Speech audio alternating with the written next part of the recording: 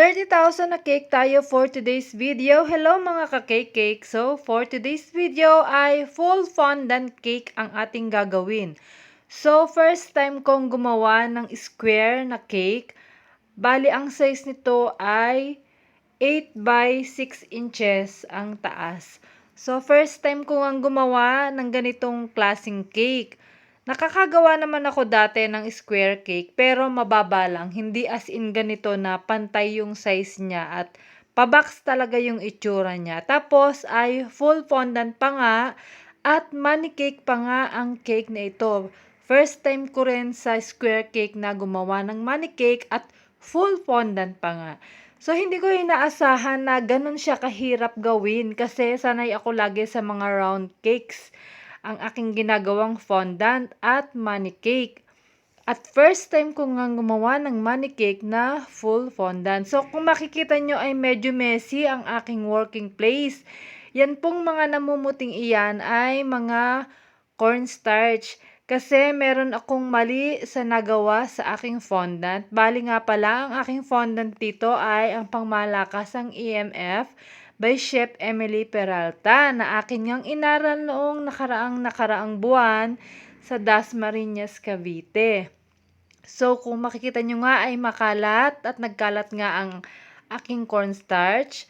Hindi ko rin kasi masabi kung saan ako nagkulang or sumobra kung bakit naging malabsak ang aking fondant yan. So, first time kong makagawa ng ganyan na fondant dahil nga ang aking microwave ay digital. Nasanay kasi ako doon sa manual na microwave. Kaya lang ay nasira na. Kaya bumili ako ng digital at hindi ko pa kabisado kung papaano gamitin ang temperature niya. So, okay din naman at kaya pa namang pagtiyagaan. So, talagang tiyaga lang sa pagmamasa at paggawa at maraming pasensya kailangan pagka gumagawa ng ganito. So, dito nga kung makikita nyo, ginamitan ko siya ng gin. Yung alak talaga yan kasi ay merong siyang mga bahid ng konting chocolate. Yun ang ginagamit kong panglinis at madali nga siyang mabura. And then, ayan, gumamit ako ng ganyang pangbakat dahil ganyan nga yung sa inspo na binigay ni client. Tapos, yung ribbon na yan, dyan nakalagay yung hihigitin na money na 30,000 pesos. Kaya 30K ang cake na yan. And naglalagay na lang ako dyan ng gold luster dust. So, hindi ko na rin nailipat yung paggagawa ng cake. Kumbaga, kung makikita nyo, ay naandyan siya sa may bandang dulo. Hindi ko na iharap.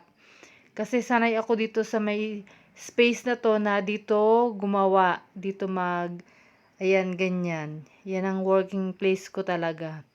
So, mabalik nga pala ulit ako dito sa cake nito. Bali, ang nagamit ko ng chocolate, ang dark chocolate ay 1 kilo. Tapos, ang cake sa loob ng cake na yan is 4 na layer na chocolate moist cake with fondant details. Tapos, yung ginagawa kong yan, yung nilalagyan ko ng gold ay yung flower candy. So, nilagyan ko lang siya ng gold luster dust dahil nga kulay gold and black and team ng ating cake.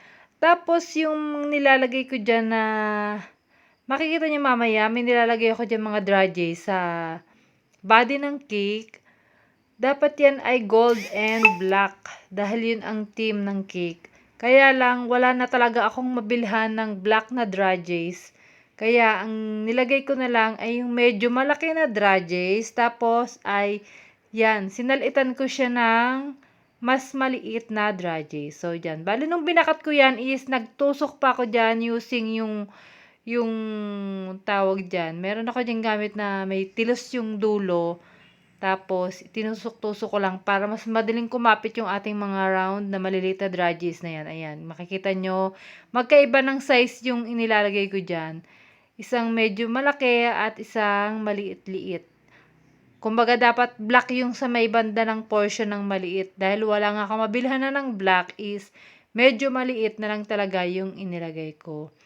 At tungtuwa din naman yung aking client na aking ding kinakapatid para sa cake na yan. Ako, hindi talaga biro. Akala ko kasi madali lang kasi tapal-tapal lang ako sa side by side tapos ibabaw. Pero iba, parang para sa akin ay mas madali pa rin talaga yung round cake. So, may kasama din siyang number 16 na cake At ang theme nga ay ganyan din ang color, and then 1 dozen ng cupcake. So, ang cake na ito ay para sa 60th birthday ng aking ninang na si Ninang Judith Dayuta. Judith Sarate Dayuta. Ninang ko siya sa binyag.